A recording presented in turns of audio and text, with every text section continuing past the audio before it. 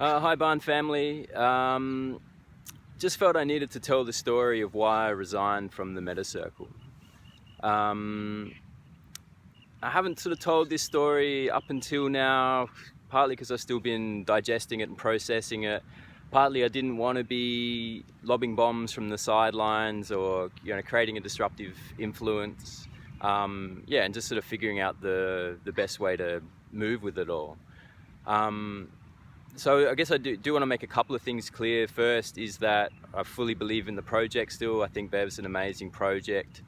It's pulling together some incredible elements. It still has a capacity to change the world in a really beautiful way, and I still really believe in it at that level. I still believe in Kelvin. I still support Kelvin. I think he's doing a great job. I think he's, amazing, really pulling together all the elements that need to be pulled together for this, and in an intuitive and beautiful way, and I think he's doing a great job with that. And also don't know that this story needs anything to be done differently necessarily. I think there are areas of clarity that could emerge and tweaking of the structures, which is sort of how BEV's been evolving anyway, in a sort of organic way, and I think it needs to keep evolving in an organic way, but I don't know if there's anything out of this story that necessarily needs to change or be fundamentally reinvented. So that's the sort of the too long didn't read version. But I just wanted to be clear at the outset, like I'm still offering support to the project, and hope what I say here is taken as supportive of the journey of the project.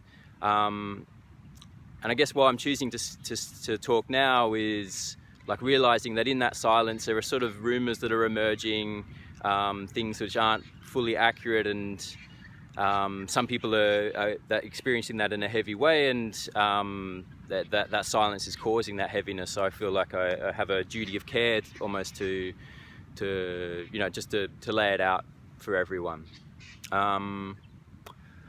I do also think that it's important for us to be presenting a united front to the world at this stage in the process of the project. So I'm making this video unlisted, so only people with the link can watch it. So I just ask to keep it confidential and don't share it around to anyone. That would be great. Okay, so where to start with this story?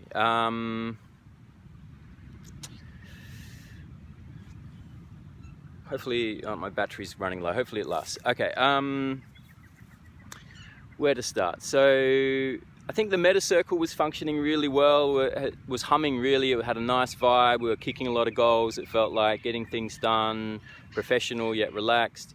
But then we had this story that emerged, which we call the pay dispute. And basically it became apparent that going through the invoices, Ella was going through the invoices, that one of the members of the Metacircle was being paid $80 an hour and everyone else was getting paid $40 an hour. And this didn't feel quite right. And we sort of talked about it. Ella took it to Kelvin and we agreed to sort of look at it in the Metacircle and try to find a way forward. And in our discussions, Ella and I, we talked a lot about it. Our view was that everyone should be getting paid $40 an hour, that it was really tricky to try and separate out people's work based on quality or complexity, where it was sort of, the work was often very generalist in nature, and everyone was chipping in and doing what they could. And that, given the nature of the project, that felt right, that equality felt right. And that was sort of our proposal, but that, for whatever reason, didn't fly. That was blocked, and it became a kind of a drawn-out process trying to resolve this issue.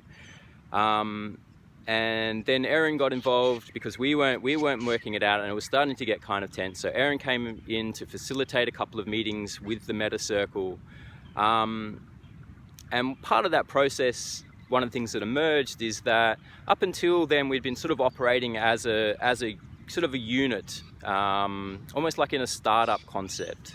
Like we were making decisions based on consent along DG principles, and it felt like we were making these decisions together. It also felt like we were being asked to represent the future community, so to speak, to represent BEV in cars. We had been asked that we had to turn our mind to raising money to meet our cost share obligations. And so we were sort of taking that responsibility for the community at that stage in our minds. One of the things that emerged from the facilitated sessions with Erin was that probably wasn't right. That dynamic didn't reflect the true realities of the power structures, and that ultimately we were subcontractors to Kelvin, that Kelvin had employed us as a project management team and that we were subcontractors. So that being the case, we thought, well, we would prefer pay to be equal, but it's ultimately just Kelvin's call, so Kelvin can call it as he likes. And the call was that we would have a generalist rate, so a pay rate that we were doing when we were doing things that anyone could be doing, and that was going to be $40.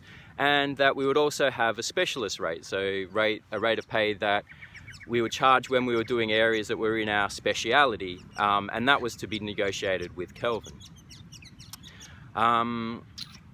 So what happened then is that we then went into private negotiations, negotiated our individual pay rates, but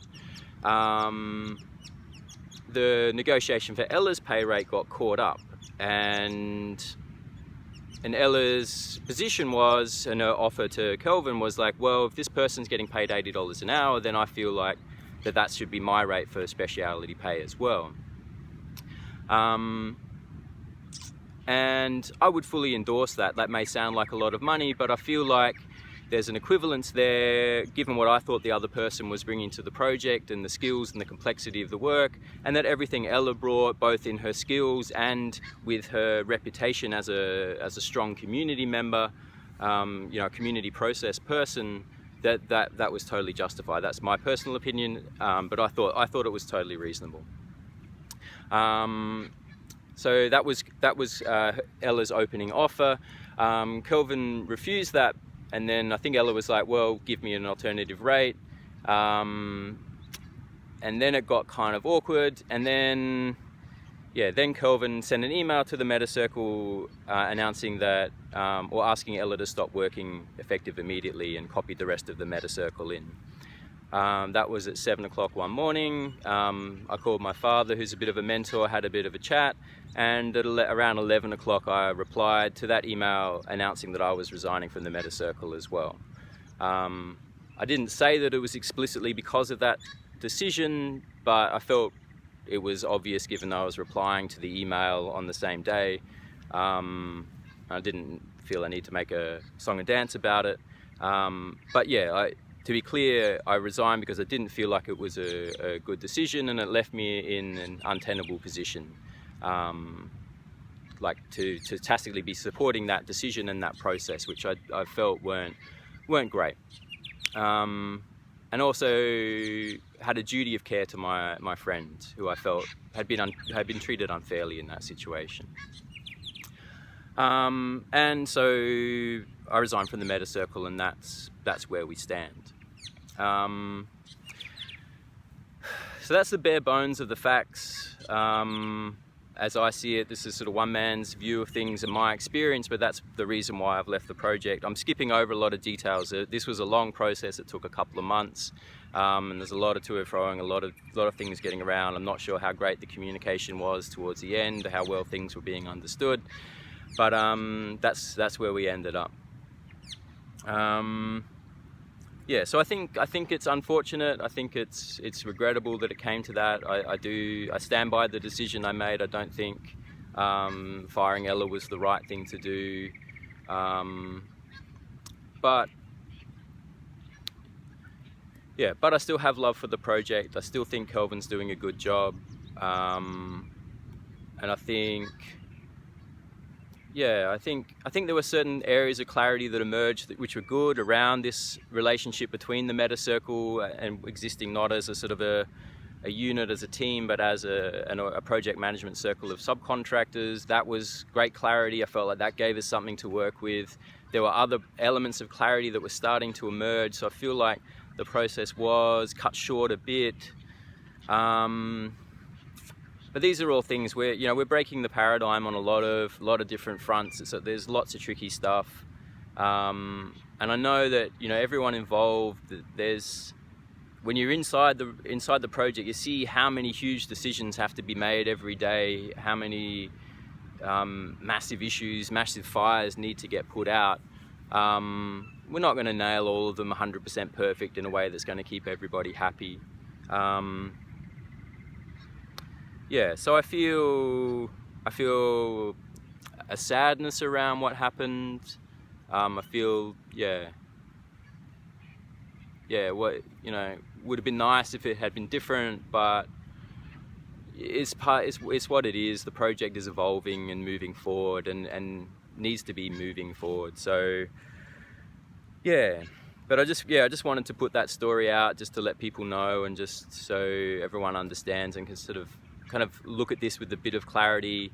I don't think we can, you know, sweep it under the carpet. It's already starting to emerge, and so I felt like, you know, the most careful thing I could do is to share this story, even though I know it's going to be hard to hear for some people.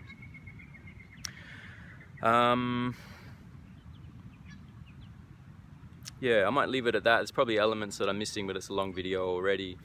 So yeah, just to reiterate, like, I still have care and love for the project. I still hope the project goes really well, and I'll be supporting where I can from the sidelines. Okay, thanks.